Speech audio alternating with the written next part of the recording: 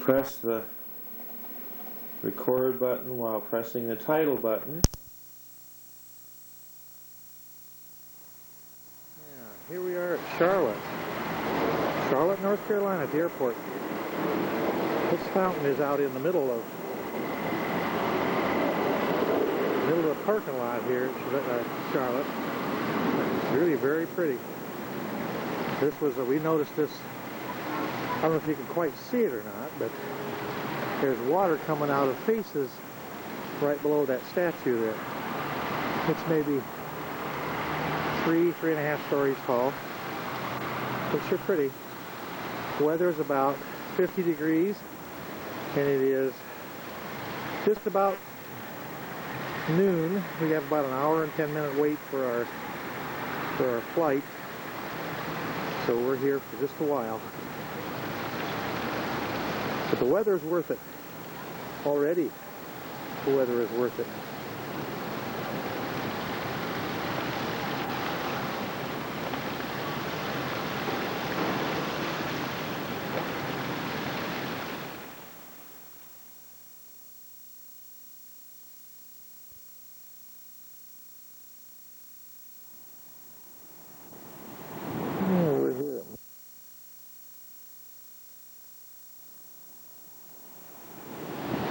We're on the beach at Melbourne, Florida. Atlantic Ocean. Girls in bikinis and all. Well, maybe not bikinis. But there she goes. There's a lot of surf out there today. Yeah. This is absolutely beautiful. The weather is about 70 degrees and a little wind blowing off the ocean. We're on a boardwalk. We just drove over from Orlando this morning. We're on a boardwalk in a beautiful little town of Melbourne, Florida. Palm trees on the beach.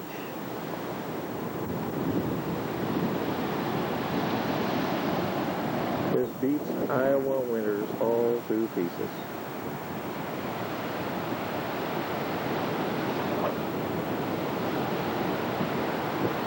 People are down looking for shells and what have you on the beach. Right down. They're looking for seashells.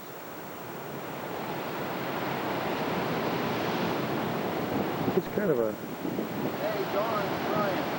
rocky beach. It is so pretty. We're going to walk down to the water here.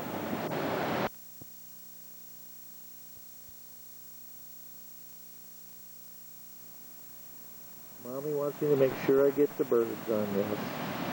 So there's all kinds of seagulls on the beach. They're laying out there in the sun and nesting and picking up whatever. I suppose. Yeah, I don't know if I can reach him or not, but there's a guy out here surfing. I don't know if I can see him anymore. Oh, there he is.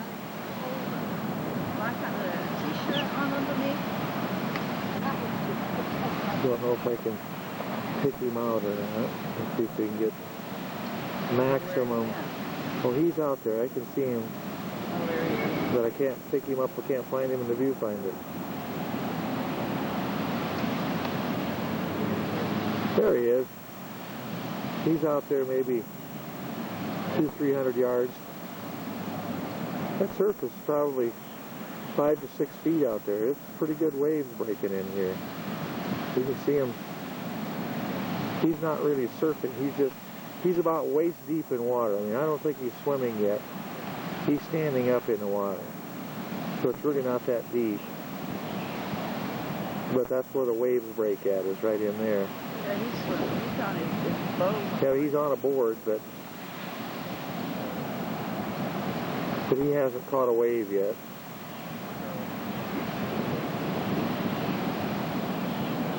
But sometimes you can't even see him because of the waves breaking out there. They're taller than his head. And they're breaking maybe 5 to 6 feet, I would think. Nice surf sound. It's really pretty.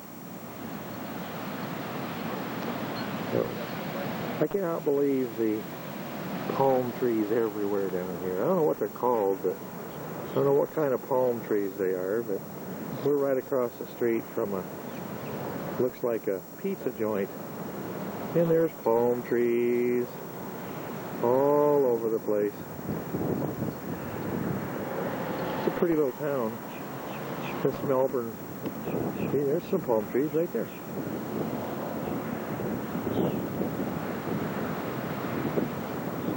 There's palm trees, and everything is so green and so pretty.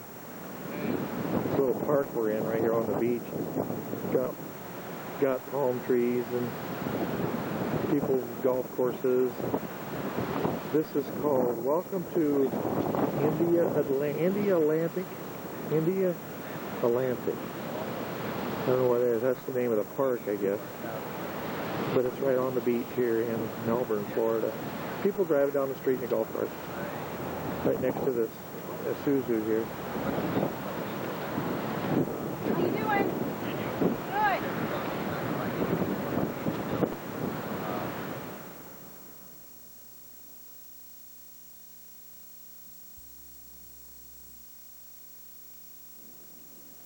Well, we're down here on the beach now. Mommy says there's a fish. Where's the fish? Let me see. Hold it out, Mom. That's a conch sometimes. It's a shellfish, yeah. Is it a shell? Yeah, it's a shellfish. But it is so beautiful here. There's surfers all over the place out here now. Surf must have got the word around that the surf is up. But the ground is literally covered with seashells all up and down the beach.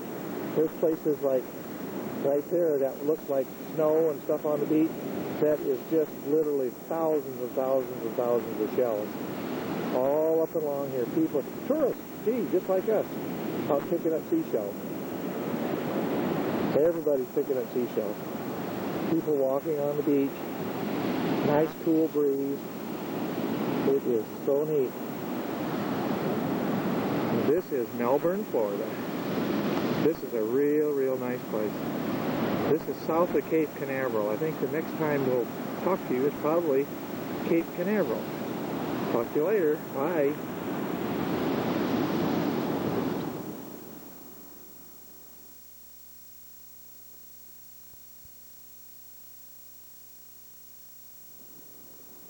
Mom wanted me to make sure I got a picture of this seagull standing on one leg. I don't know why, but that's what she wanted me to do. Or she's a seagull nut. I'm probably maybe 15, 20 feet from it. But I got him. There's Mommy Seagull.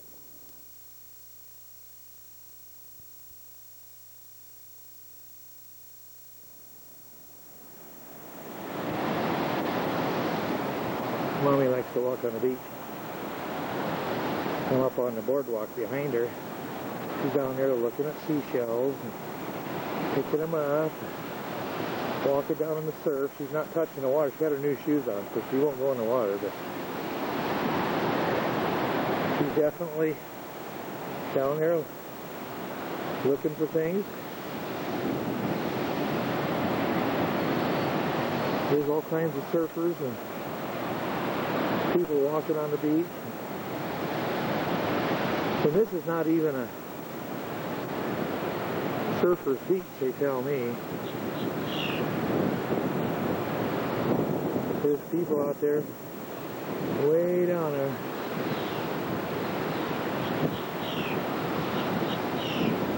Jogging in the surf, in the water, walking. There's Gemma. Still got her coat on, I don't know why. About 70 degrees out here. So talk to you later.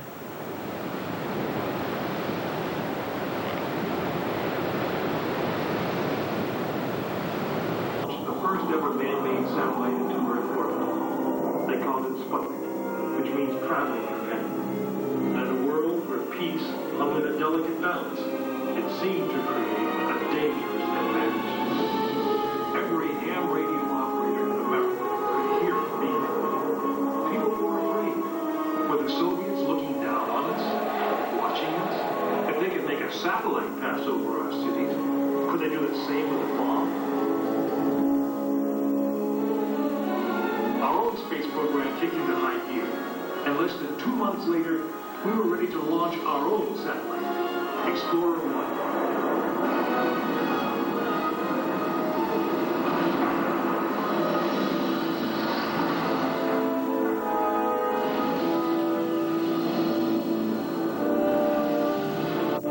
It was being called the Space Race, and we were running a distant second. In 1961, we fell even further behind.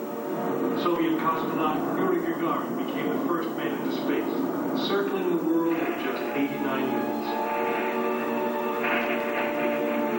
We had our own astronauts, and they were eager and ready to take the big ride. But our manned space program couldn't seem to get off the ground. We stuck with it, and on May 5th, 1961, things finally started going right. Astronaut Alan Shepard took his ship Freedom 7 6.5 miles into space. America had its first space hero. Just a few days later, our space program received a new challenge. But this one did not come from the Soviet Union. It came from our young president. In one inspiring moment, he changed the mission from one based in fear of the present to one of hope for the future. But why, some say, the moon? Why choose this as our goal?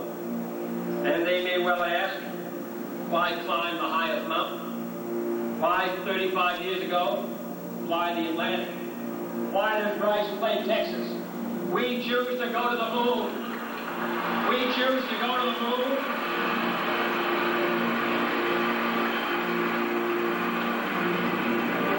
We choose to go to the moon in this decade and do the other thing.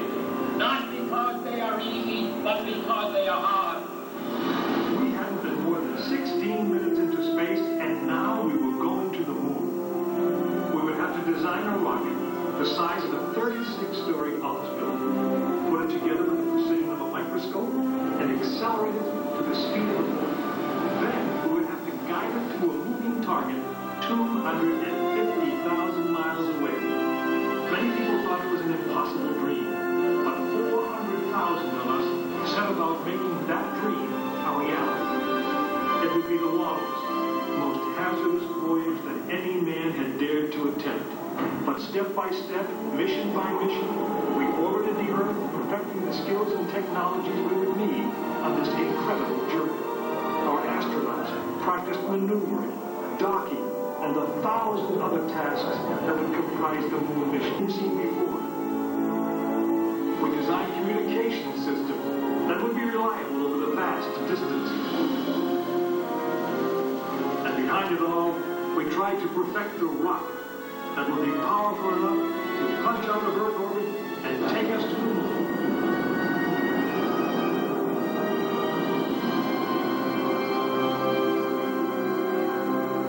One day, however, the dream of flying to the moon almost slipped away. It was January 27th, 1967. Astronauts Virgil Gus Grissom, Edward White, and Roger Chaffee were on board Apollo 1 for a plugs-out test, a full-scale dress rehearsal for the actual launch. Suddenly it happened. There was a fire in the capsule. 3 men whose lives had been in our hands were lost. Surely the opening vistas of space promise high costs and hardships, as well as high reward. But this country of the United States was not built by those who waited and rested and wished to look behind them. After Apollo 1, some thought we'd failed, and that the moon was out of our reach. But we owed it to those men to learn from their sacrifice and to carry on. We started taking the Apollo vehicle apart, piece by piece. Was the design flawed?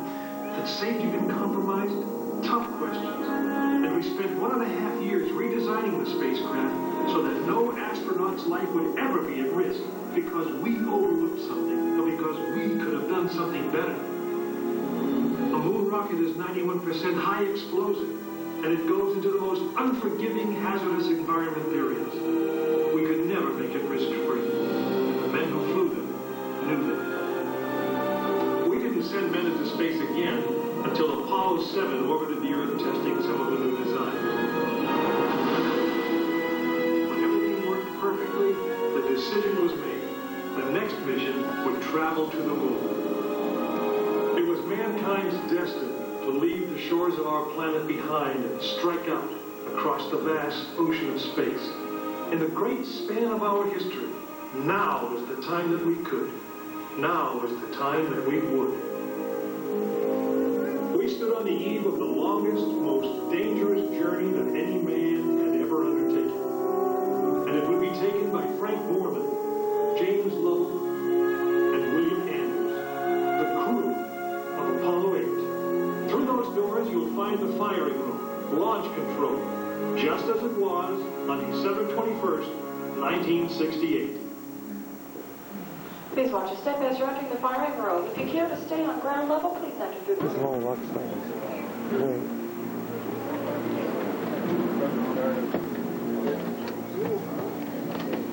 You take it on low light.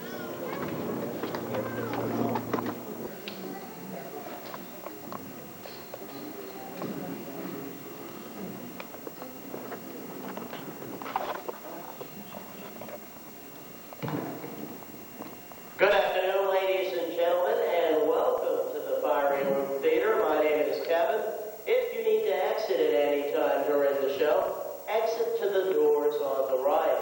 Once again, we ask as courtesy to others that there be no smoking or flash photography during the presentation. Thank you. This is the firing room. Launch control for the Apollo mission. This is not a mock-up. These are the very consoles we sat at when men first took off to fly to the moon. The tragedy of Apollo 1 had put us a year and a half behind. We were making up for it in one big leap, and we were doing it with a rocket that no man had ever flown before.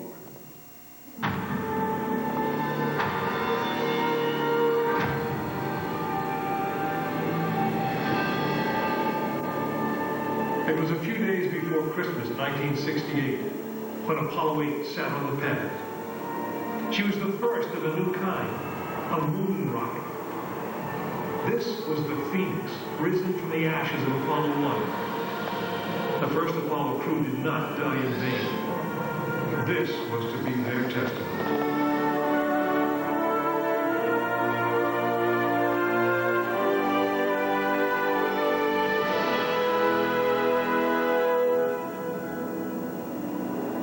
36 stories high, she had been fully fueled throughout the night. The liquid oxygen in her tanks caused ice to form on the outside of the craft.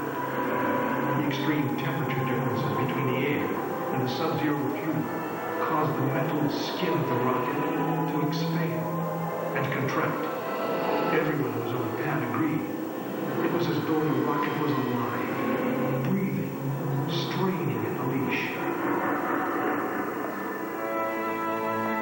Earlier in the morning, astronauts Frank Borman, Jim Lovell, and Bill Anders had made their final preparations before taking that long ride out to the waiting spacecraft.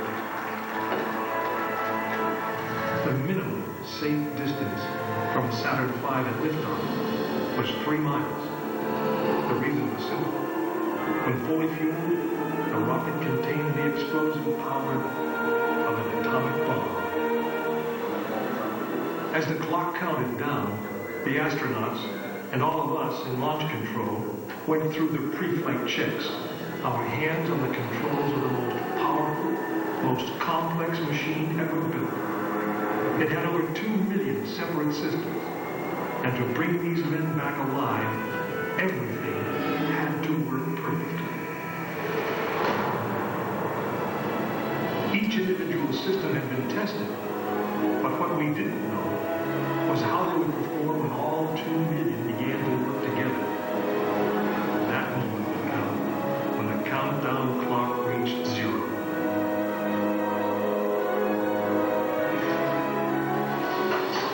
If a maneuvering thruster failed, if communications broke down, if navigation was off by 1 degree, if any piece of the miles of wiring, circuits, relays, or valves was defective, Frank Borman, Jim Lovell, and Bill Anders would pay with their lives. As they sat, waiting for launch on that chill December morning, these 3 astronauts were back to what they had always been, test pilots.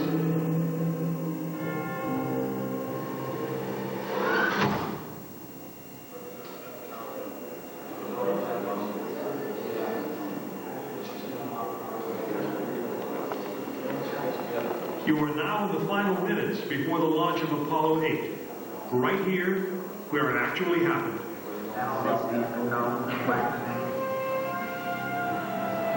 Mankind is about to leave his planet behind and journey to another.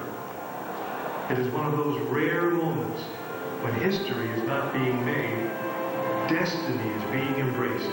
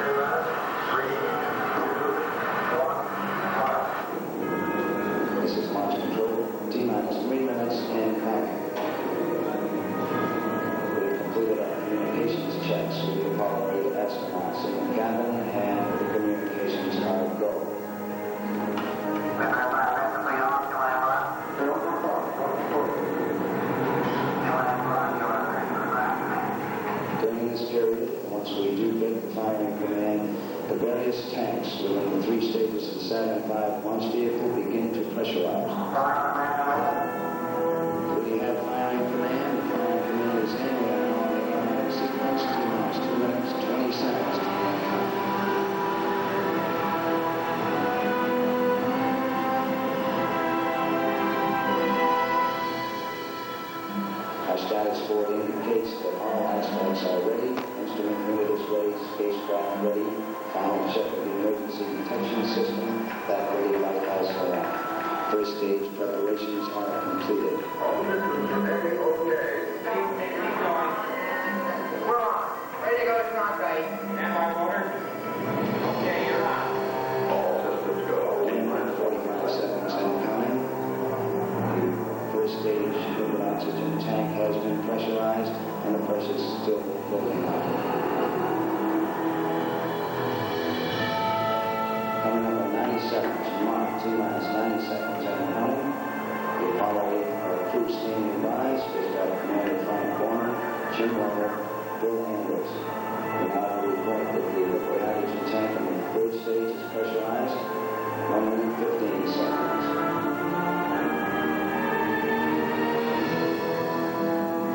All third stage propellants pressurized at this time as we come up on the 60-second mark on the flight to the moon. T-minus 60 seconds and counting. The vehicle now is completely pressurized. Apollo transfer ship.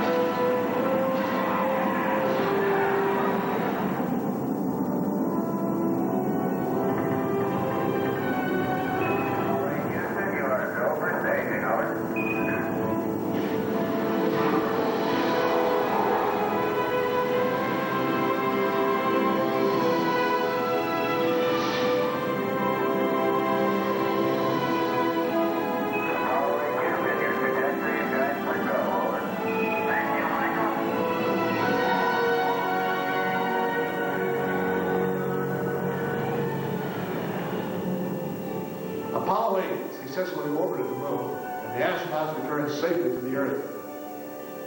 I know. I'm Jim Lovell, and I was one of the crews of this spacecraft, Apollo 8. We were the first men to see the surface of the moon from just a few miles away. But it was the hundreds of thousands of men and women who worked in that team, and the millions of people who supported the mission that really made it possible. That way, I guess, we all went to the moon. Now, on the other side of those doors, you'll find an actual sanctified moon rocket. It's still the most powerful, the most complex machine ever built. And I guess it's the only one that can take you to another planet. I actually got to fly one on a second flight to the moon called Apollo 13. But that's another story. Ladies and gentlemen.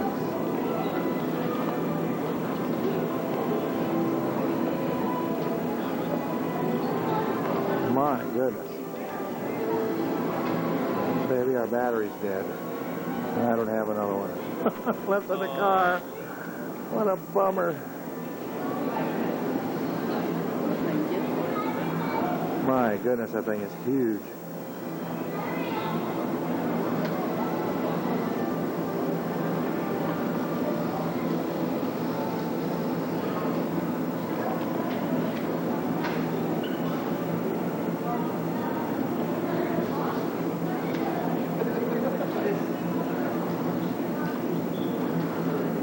This thing is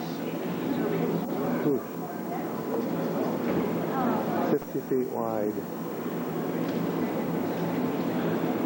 It's got 5 big engines right there. Look at the size of them things. We could drive our car through that thing. I'm about ready to lose my battery. I'll just play with it until it goes. My goodness. Walk, see if I can get a picture of the size of this thing from the side. This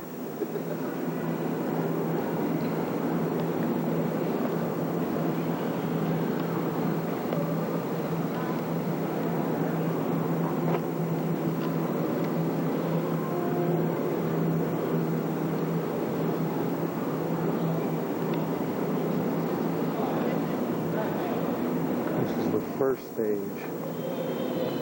And it's probably 100 feet long. Stage 1. Stage 2 is down, and it's probably another 30, 40 feet long. And stage 3 is up on the other end. I'm going to have a battery to get to it. Can you shut it off?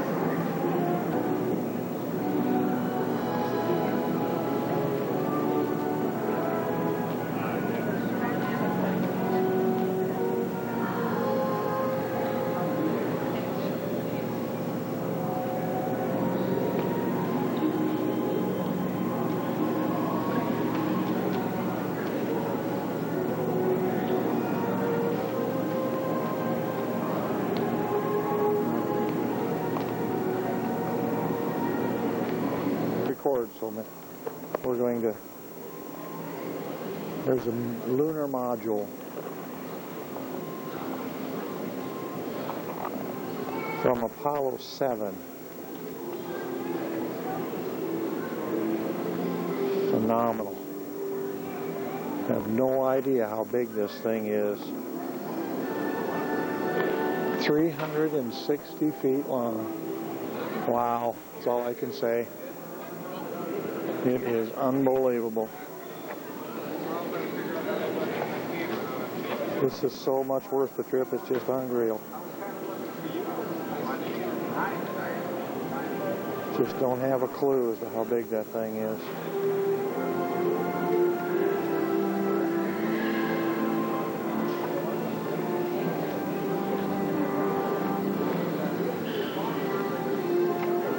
You're all right.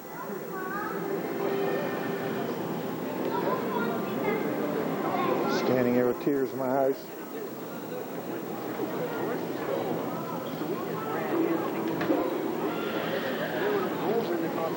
I'm about out of film, about out of battery.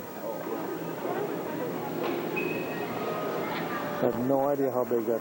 The trainer for the lunar module or the lunar training vehicle, the car that drove on the moon. This is cool. Everybody should see this. This has got the rubber tires on it, but it is quite a deal. It's got a little satellite dish up there. It's got a camera. It's got... Yeah, I'm still recording. I can't believe I've still got power on this thing. But knew I had to see this.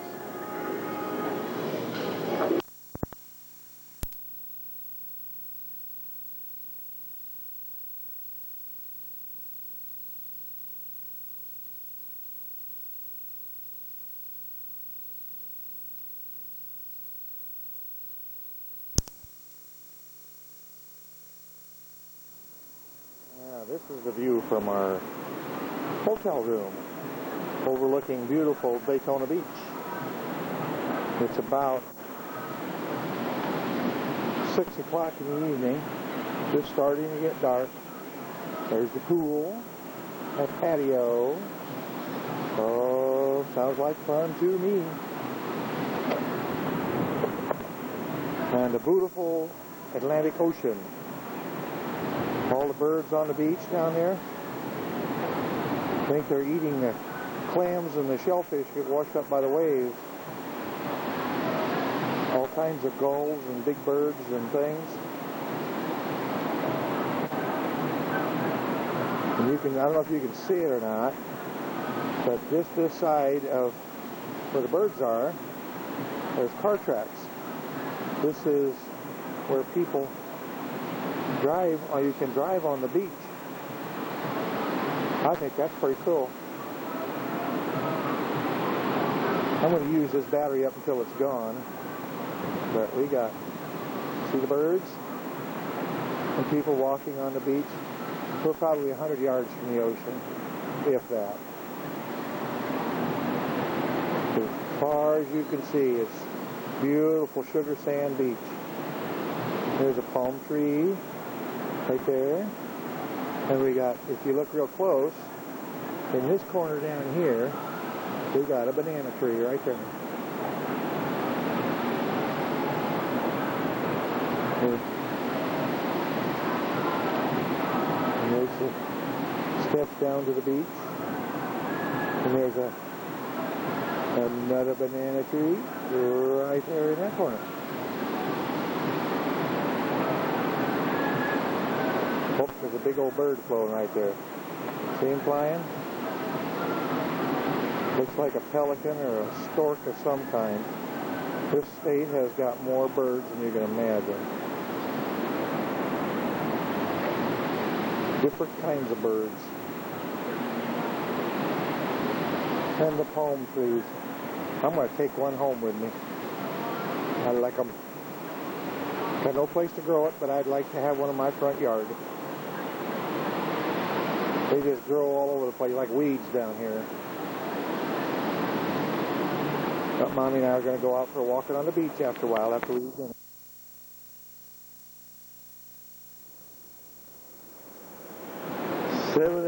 Beautiful Daytona Beach. The tide is on the way out now. It was a lot higher than it is now. But it's a little bit rough out there now. The surf is definitely up.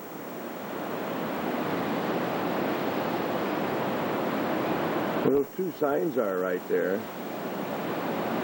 Those are traffic lanes. This is where you can drive on Daytona Beach. I'm not sure whether this is where they have their races or not in this area, but there's definitely car tracks and whatever out on there.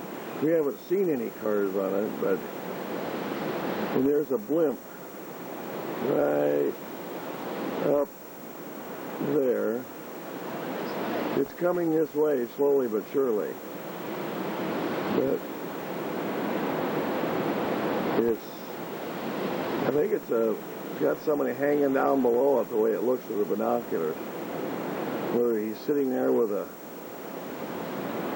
wide open spaces or what, I don't know, but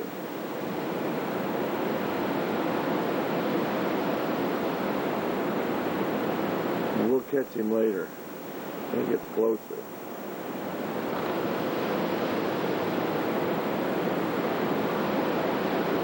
But the palm trees are absolutely out of sight.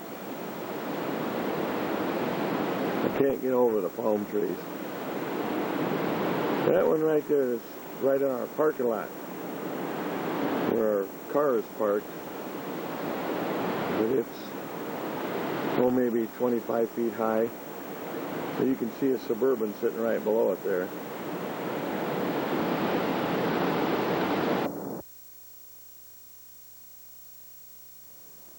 Back again. Here's our blimp. It says Blockbuster Video on the side of it. And there's a little gondola sticking down below it there.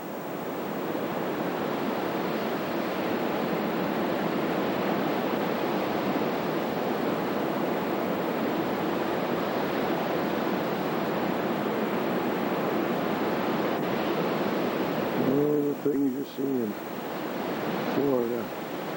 Looks like it might be a little cloudy today to start off with, but it's definitely warm out here. It's probably upper 50s maybe, and it's just 7 o'clock in the morning.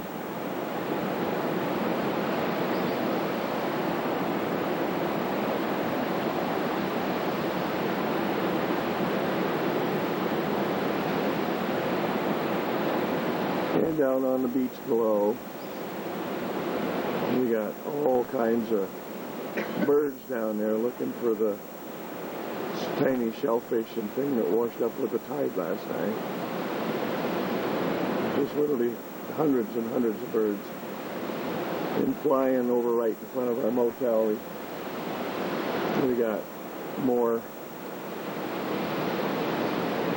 We got birds out here in front of the on our beach right straight outside the hotel room.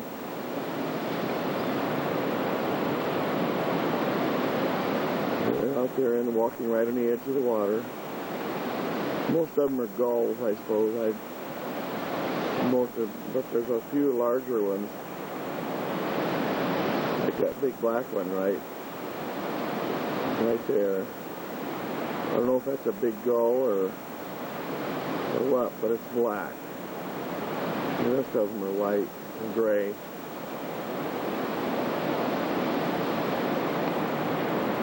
When we were at Cape Canaveral yesterday,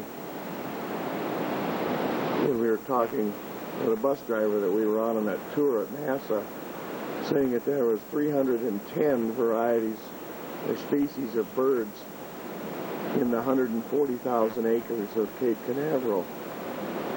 And Dan, I tell you, there was lots of different and strange birds down there, believe me. We saw a bald eagle. We tried to get a shot of a nesting bald eagle, but couldn't get the camera focused by the time the bus went by, so it was a big old nest. It was about 1,000 pounds, they said.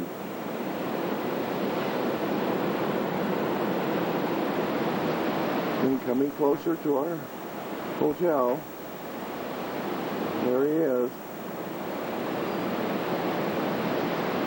I can zoom it closer, but I don't know if you get a better shot. He's probably 500 feet up in the air, maybe. That's a pretty good sized blimp. I don't know if they use that for Super Bowls or what, I don't know.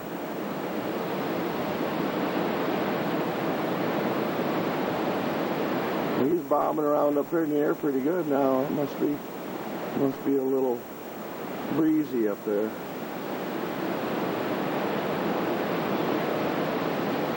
But he's right over the edge of the water. He's probably maybe 100 yards out in the ocean. But it's all gray skies and everything now. But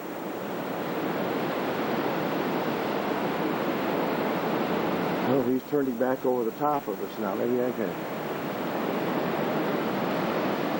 Don't know what it says on the bottom of it. Blockbuster Video, that green thing, I think.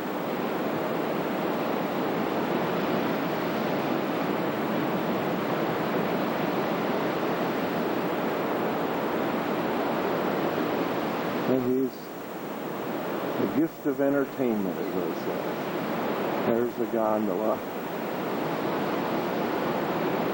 Well, enough of that. We'll go watch the people walk on the beach now. As soon as Mommy and I get dressed, standing out here on the beach in my skivvies.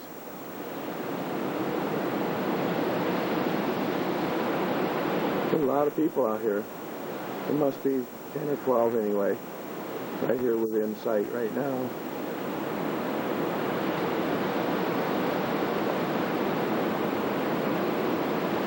Walking with a cup of coffee on the beach, doing our daily stroll. And we'll be out there after a while. See ya.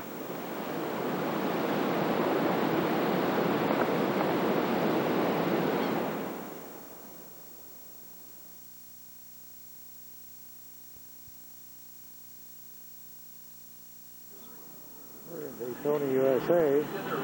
There's DJ's car. They're going to have a 16-second pit stop supposedly today. This is the car they're going to be using for the pit stop. I don't know if this is his regular crew or not, but this is pretty cool. That's one of his actual cars. That's my man right there.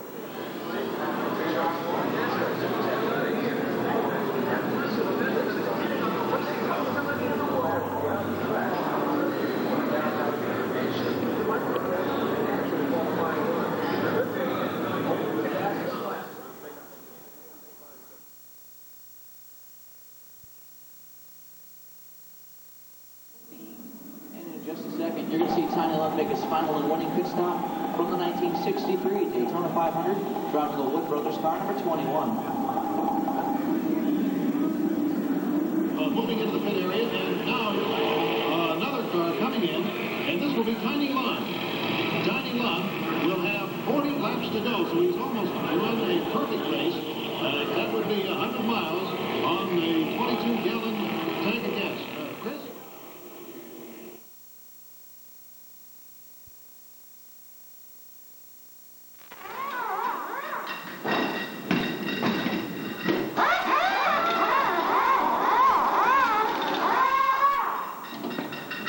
11:13. Let's get the Ford Volunteer pit crew a round of applause. Did a great job.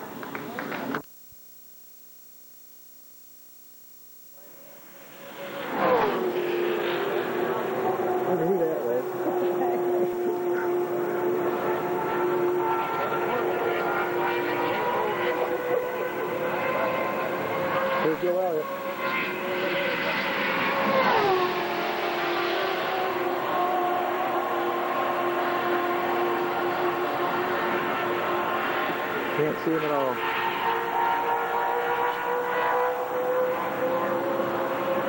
Here's Whoopi Red. Turn 4, stretch a distance of 250 feet. They connect Gilfrance Boulevard with the infield. The tunnels are the only way in or out of the superspeedway during practice, testing, qualifying, and racing events. The Daytona 500 is known as the Great American Race. It's a big race in a large place. Many people are amazed at how massive the speedway truly is. The speedway rests on 480 acres. 1 million cubic yards of dirt was used to construct the high banks for the track's first Daytona 500 in 1959. The racing surface has been resurfaced once in 1979.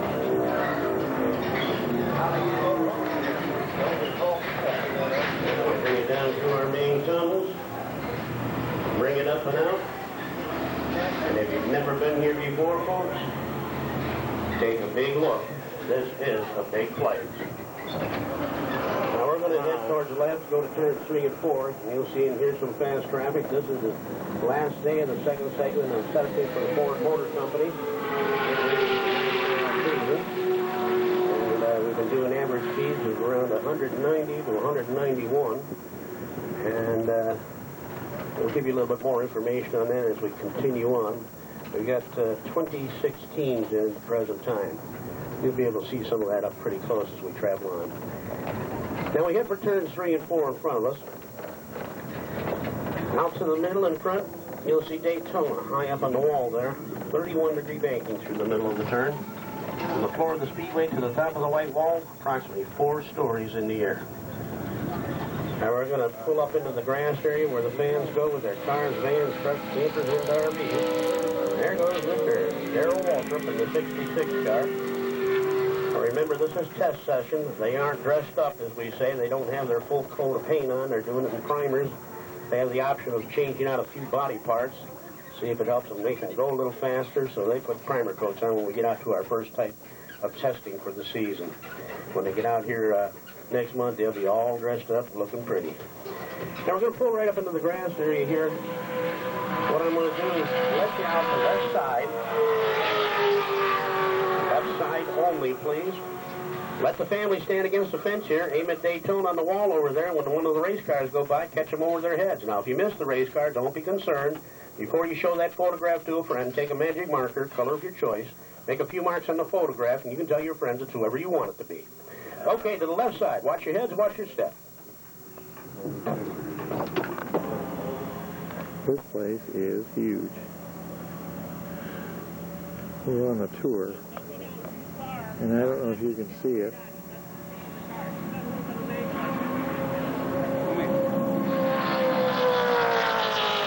That was Mark Martin just went by. You probably hear him, but I'm kind of slow on the uptake here. Don't go down too far.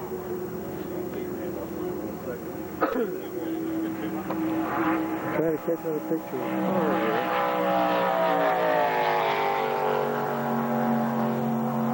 I'm not fast enough to catch one. I just missed another one. So we're on the turn 1, or turn 4 of Daytona International Speedway. There's the Daytona sign on the 31-degree banked oval here. Turn 4, in the middle of testing. There's Mommy, right there, trying to catch a picture of her. There goes somebody. That's Mark Martin getting test car, right there.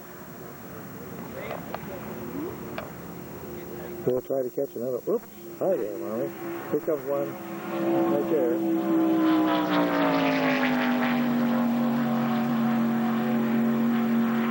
Going fast, can't see him.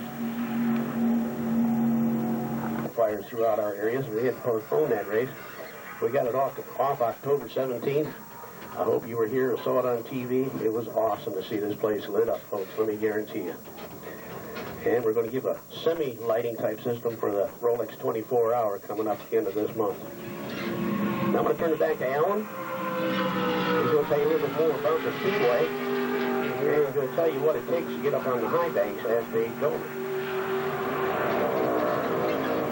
The Cup Series competitors race on the outer tri-oval surface.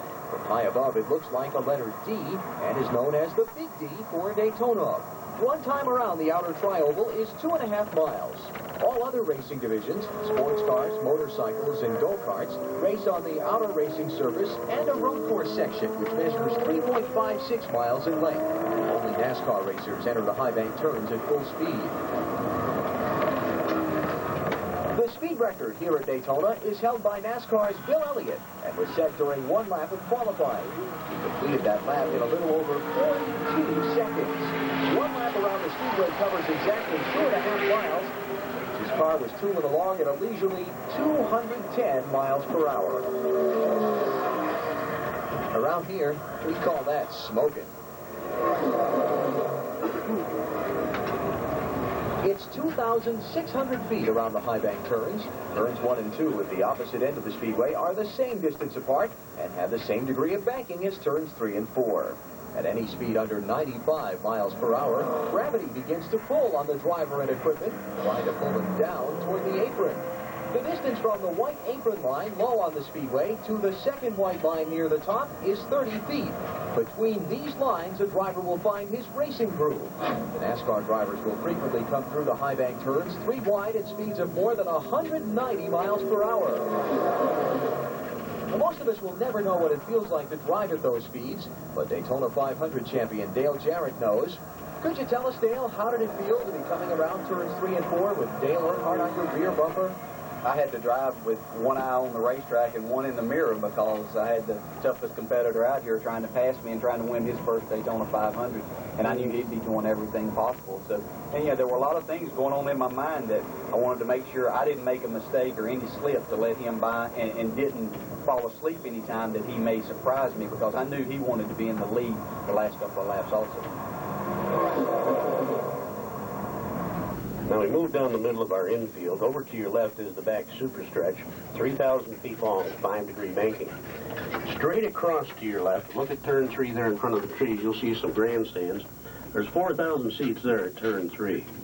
Out to your left front, you'll see the tiny Lund grandstands coming out of turn 2, midway down the back super stretch. They opened in '94 with 4,000 seats. Well, you can see in comparison to turn 3, they've grown a little since. Today, 28,000 plus. And as I talk, they're getting bigger. There's people up there working. Now, Alan mentioned we rest on 480 acres. That's inside and outside the walls of the Speedway. Inside the walls, it's 180 acres. And to your left here is Lake Lloyd. It's a man-made lake, 44 acres big, 16 to 25 feet deep. Now, all the dirt that came from that big hole is what made this entire Speedway and built these high bank turns. Back in the mid-50s, they found this big field with the right quality and quantity of dirt. 1 million cubic yards of good, rich, foundation-type dirt. And if you know anything about our dirt here in the state of Florida, we don't often get to use the word good when we talk about it. We don't have too good a dirt. So when they found this big field, they found a gold mine. They dug it, shoved it, pushed it, formed it, pounded, and paved it, and called it Daytona International Speedway. So when you look at those high bank turns, you're looking at the bottom of Lake Lloyd. Now we move across the infield. We're going to head for the business end of the Speedway, the front side. Head for Victory Lane and all that. And as we head in that direction, I normally talk about this year's Daytona 500, but because of the recent 400, I can't remember who won the 500. It was a black car, had a lot of white lettering and numbers on it. Oh, gee, I thought maybe somebody'd help me out, but let's go back and find out. Let's listen to the last exciting moments of the Daytona 500.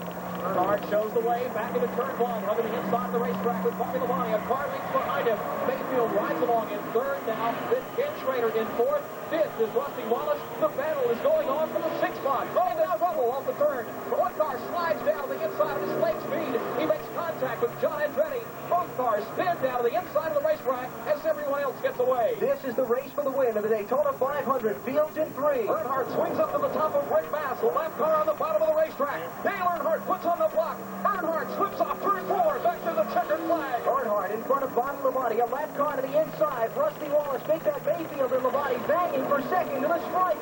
Dale Earnhardt comes to the white flag and the caution flag, and Dale Earnhardt is going to win the Daytona 500 in his 20th ride.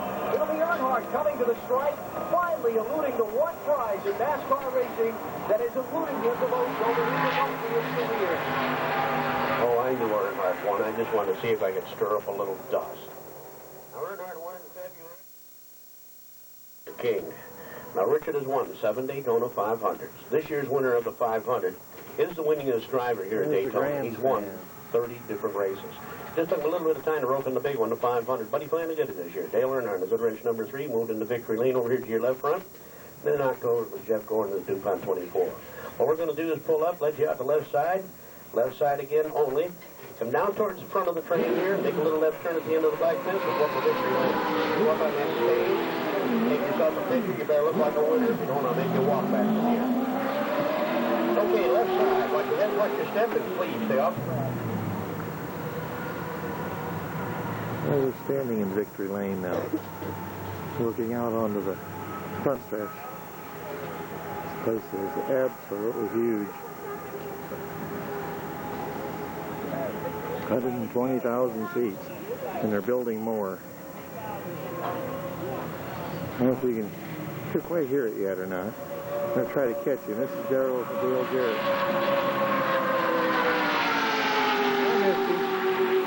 I missed him again. Going so fast, can't even see him. You feel the glare off your eyes in there. You probably could see it. Put it right tight again. Oh, there. All right. Now look here. Take it away. See the red button? Yeah. You push that to record. You push that again to stop it. See the red button? See the red light? You can't see it away from your eye, dear. I know, but I just want to make sure the power's on. It's not on. Huh? It's not recording. What is the REC in there? Push it. REC. Push it again to the top and say pause. Okay. You want me to go up there? Yeah. I pause it. Standing right there.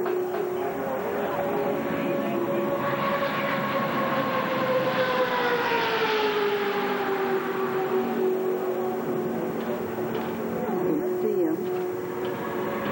Breathing fast.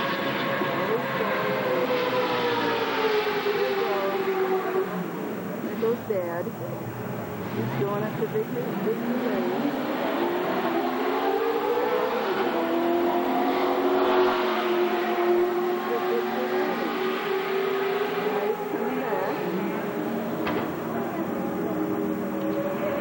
No, you already took my picture.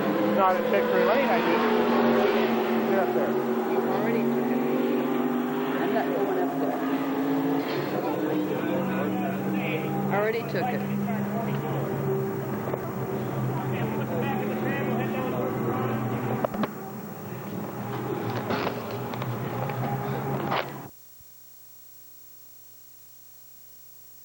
Now we're on Merritt Island, which is actually the John F. Kennedy Space Center island again. There's an eagle's nest sitting on top of a great big old dead tree. And there's an old, on the next tree right to it, there's a old turkey vulture sitting up on top of the next tree to it. That might be a turkey vulture nest, but it looks like a big eagle's nest we saw down at Cape Kennedy. But this isn't a wildlife reservation, and there's 310 different species of birds on this island here. Oh, maybe I thought maybe we were going to get him to fly, but I guess not. So he's sitting up there. But we're right in the middle of a big old wildlife preservation, 140,000 acres. There's pine trees and palm trees and everything else that you can imagine here. The weather's actually getting pretty warm. It's about, I'm going to say it's real close to 80 degrees right now. We're standing alongside of the highway here. There's a logging truck. He's loading up logs off of this preservation here. But look at the palm trees. Kind of looks like an old war zone. I mean, you know, where you see pictures of like World War II in the Philippines, where they've got real low vegetation, and then all of a sudden, right out of the middle of it, you see big palm trees. Well, here it's more pine trees than palm trees, but there are palms here, like right there. We're going right around in a circle here, but then there's big pine trees, and leaves are still green down here, by the way. But one more day to go, and we'll be home. See you for a while.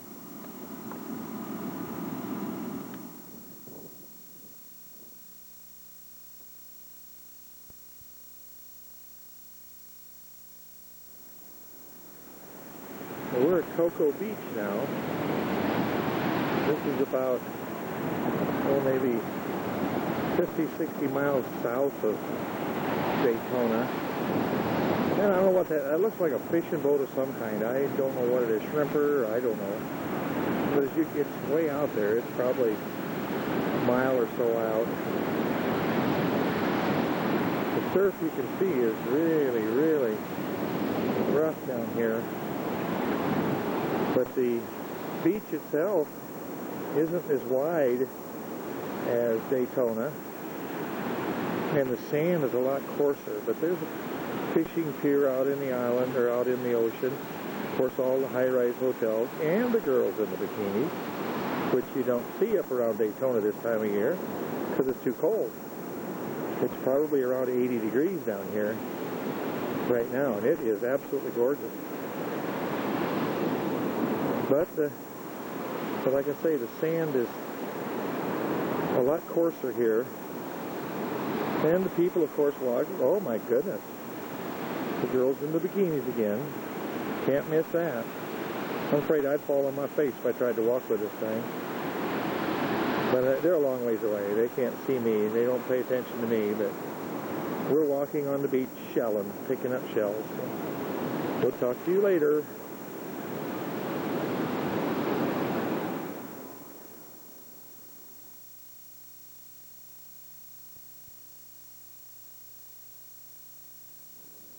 Hey Jenny, guess what?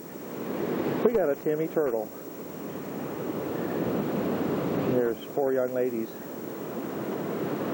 Been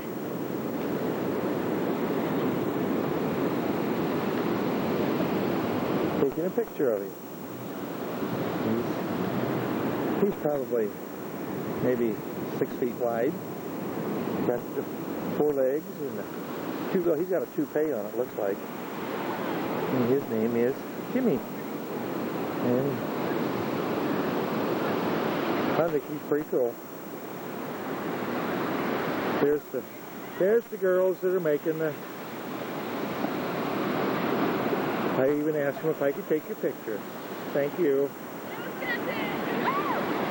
Wisconsin? Well, we're not too far off. We're from Iowa, so...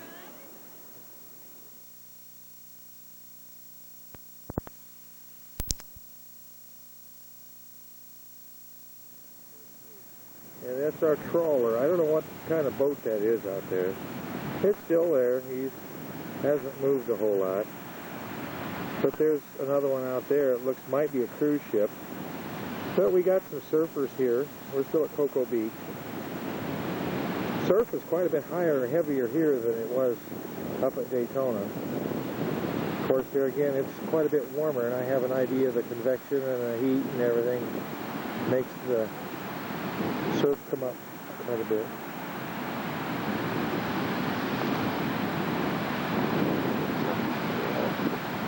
But there's sunbathers all up and down the beach.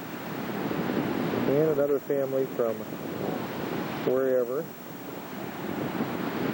Up north, because they're all as white as a sheep, just like I am.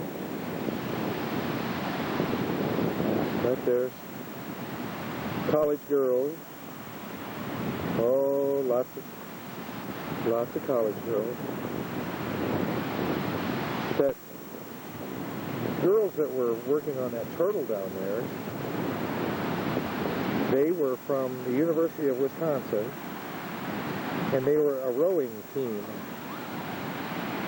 that were down here for winter training. And they said in their spare time they were working on their cans, and they were doing a good job of it because they all had fantastic cans.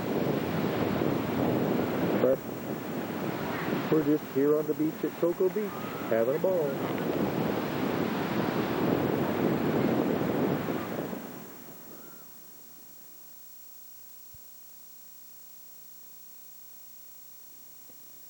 We're at the Ponce de Leon Lighthouse.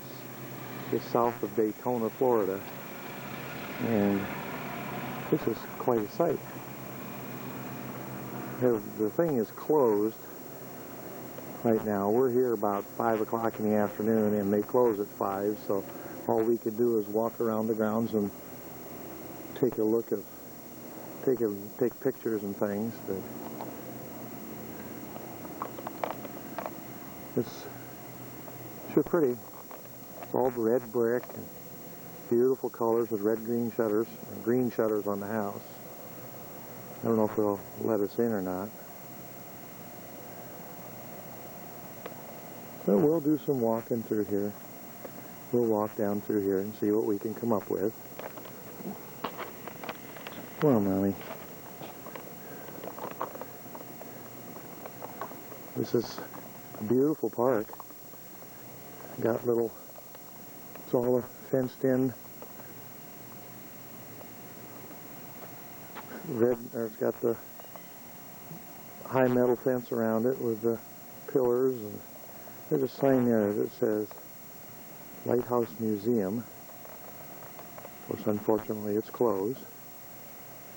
I don't know if it's still working or not. Like I said, we haven't heard. Haven't seen. It's pretty quiet here. But we're going to walk around and maybe we can go out to the beach or something and see. So we'll see you in a bit.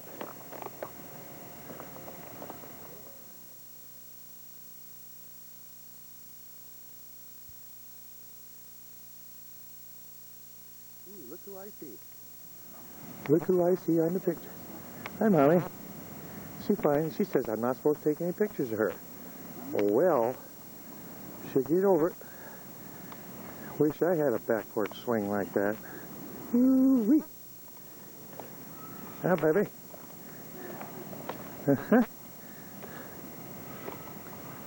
She thought she could walk on water earlier today. She walked in the water, but she didn't walk on the water.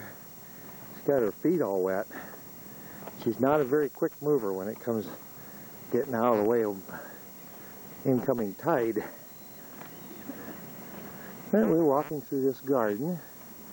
It might be a little dark here, I don't know. But we're getting pictures. The crooked old trees and like this. I don't know what kind of tree it is. We're walking in a well canopied thing here, and there's pine trees. They're all crooked and everything. Oop, bird just doo-dooed on me. But we're going to go down to the harbor here, where we got some lots of people parked. I don't know whether they're swimming or surfing or what they're doing. Looks like some big boats down here anyway. Oh, it's a restaurant, I see. Pomp's Lighthouse Restaurant. Waterfront patio. Oh, the guy walking a couple dogs over here in the park. Yeah. You know what? Poochie dogs. It's cooling off a little bit. It's only about 75 now. Huh? Love it.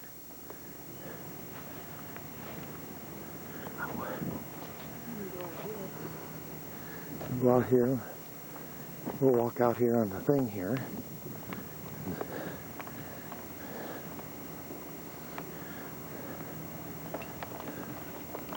We'll catch you out in the end of the lake here, or into the water. Bye.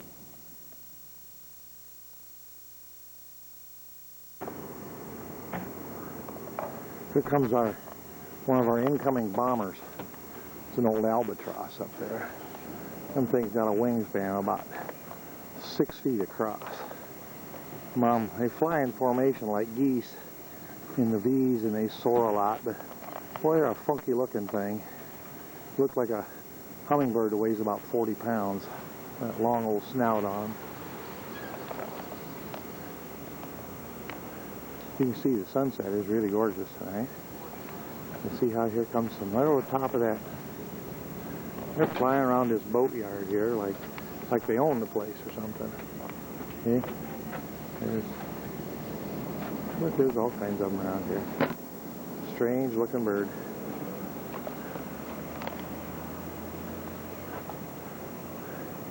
Now, Mommy said she's going to buy me this. Yeah, it's just a little canoe put on Sailorville. The thing is probably 50, 60 feet long. I'm standing probably 50 yards from it. You can see it by the looks of that big Lincoln that just went by up there. And it's big. You can take that to, you probably could sleep 8 or 10 people on that thing. It's huge. Big old boat. Pretty.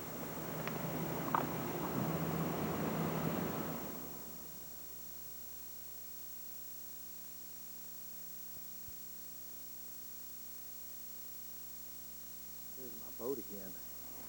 That thing is just a little bit of a thing. The name of it you'd never guess. Yachts of Fun. Sounds like a winner to me. I think that's an ocean-going sea boat there. Its propellers are maybe 2.5 feet in diameter on the thing. Back behind here. Right back there, you see it there. Probably draws maybe 4.5, 5 feet of water, 4.5 maybe. Don't know. I'm standing back maybe 30 feet, 40 feet from it. It's a big old boat. I think you'd call that a yacht. It's a big one. You gotta try to get me one of them.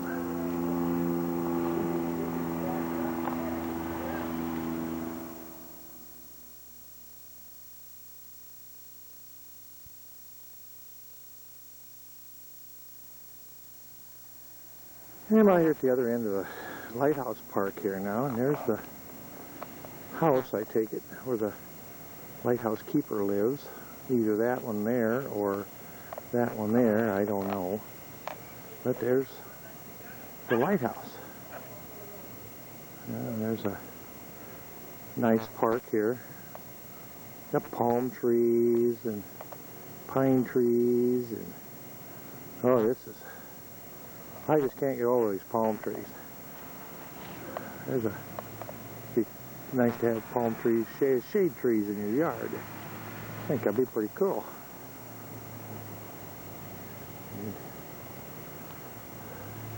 We're about ready to run out of battery again. I can't believe it. This thing goes through batteries like they're water. Oh well. We got maybe 10, 15 minutes yet. And they got a swing set. Back up again to the top of the lighthouse. And the park. And we're swinging around here. Oh, bye. People are leaving. We're going over here to the boat yard. See, there's my boat again. Thought you'd, well, in case you guys want to chip in and help Mom get that. You know, it's probably only, oh, maybe $200,000, $300,000, no problem. And they got a sign right there. It says, deep sea fishing. Go with us, we catch fish. That's what it says. Catch marlin and other fish. And there's a little bitty one here. Another little bitty one. And there's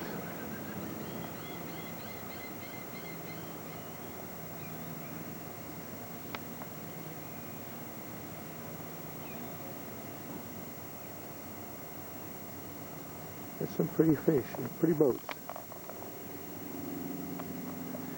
This is the boat yard here. I don't know where Mom went. I lost her. She's not talking to me since she said she'd buy me that boat.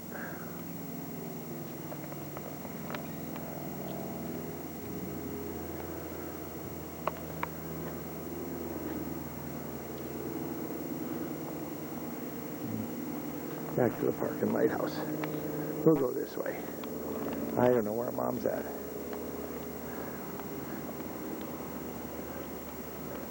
Promise I won't leave without her.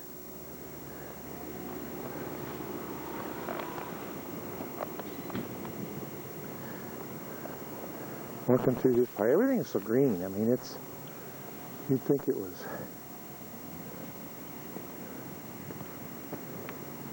April in Iowa here. I mean,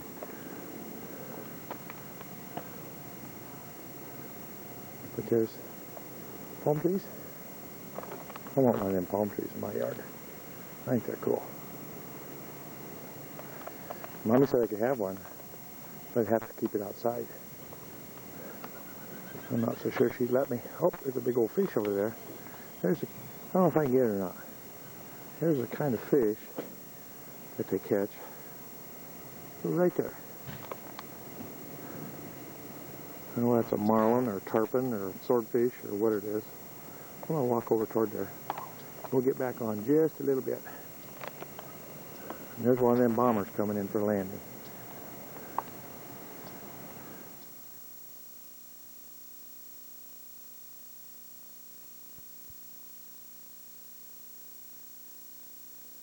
Pelicans out here watching them clean the fish. Guys filleting the fish. And pelicans or moochers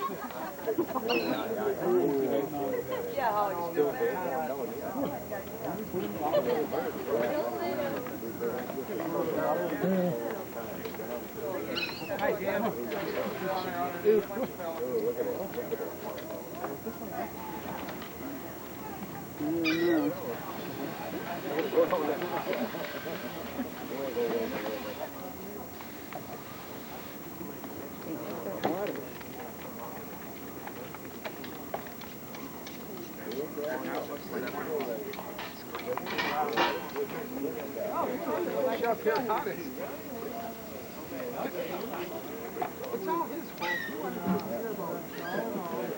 It is. That one got them into a terrible fight. Yeah. Something that got to his neck off. Yeah. Low battery, Mom. We're out of battery.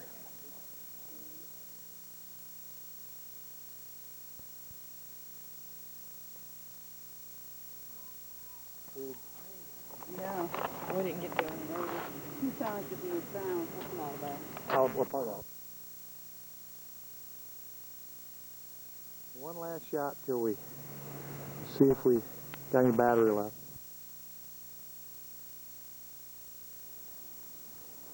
Here we are. Last day, Friday, back to reality. This is looking from the beach back to our room. And our room was right, let me think here. It was 8, 7, 6, 5, 4, right there. We were the room with a slit in the curtain right there. That was where we stand. And this is how close we were to the beach. Right here. There's all kinds of big fancy hotels up and down the beach here. All the way up and down there. These cars parking out here on the sand of Daytona. People playing in the sand. Running and walking. Watching the surf. Mommy's down here to get her bucket of beach, I guess. Or a bag of beach. We're going to take some beach home to put with the sand that we got. Another beautiful day. It's supposed to be in the 80s today. Possibility of showers, but hey, we're gone. We're out of here. I'm walking across the racetrack right now. People drive on this beach. It's just like concrete. Sand is so fine that it packs, just like concrete. We'll talk to you later. And Mommy says you use all the film up. I don't know how much time we got left on here, but sit and watch the surf, and hopefully you can hear it. This is so relaxing. Says she's going to want to buy one of them tapes in the ocean now.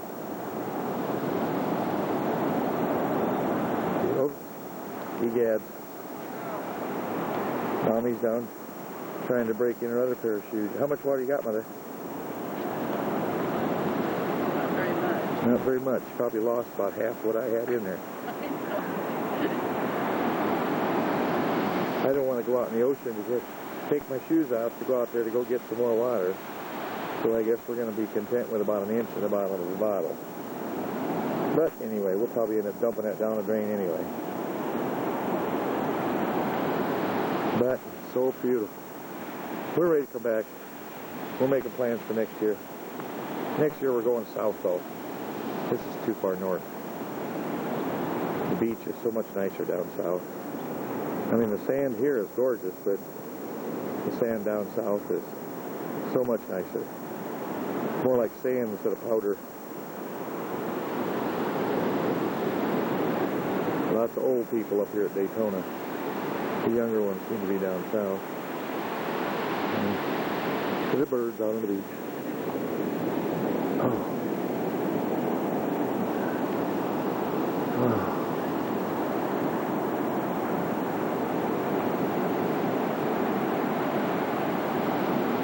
It was awful rough early this morning.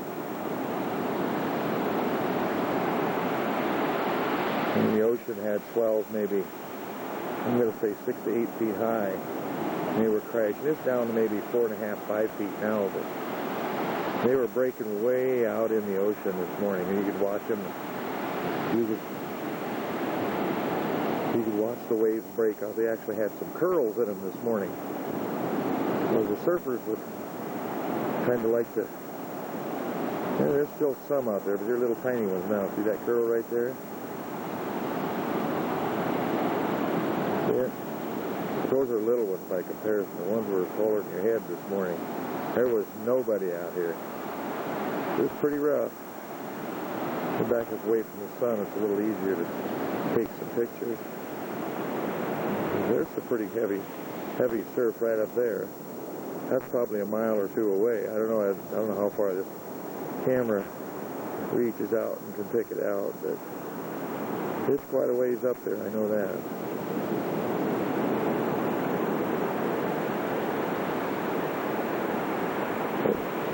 Beautiful Daytona. Nothing but high-rise hotels and surf shops. I kid you not. Atlantic Avenue, where our hotel is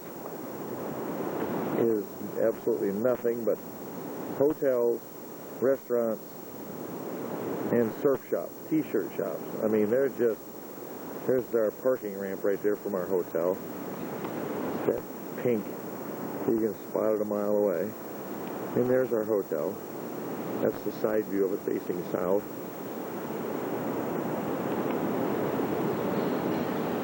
And we're getting close to the end of the tape, so I guess we're going to be about done here shortly. And the Holiday Inn Daytona Beach Shores. Very nice hotel. Very nice. Can't believe the price. $51.35 a night. You can't buy a Motel 6 for that up home. Everybody, you can get rooms down here as low as $20 a night.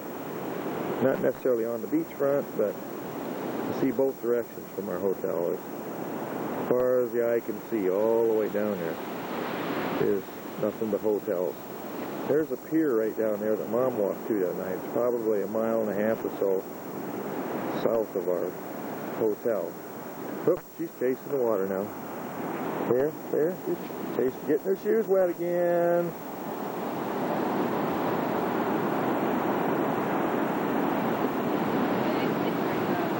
Well, dear, tape's gone. Okay. Goodbye from Florida.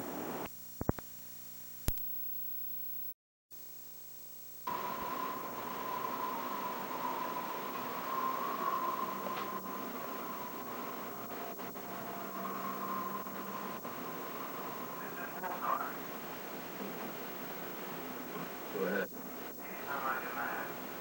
I gave the Silver declaration to be published in the Times and the Washington Post and read over all networks. We don't control the press.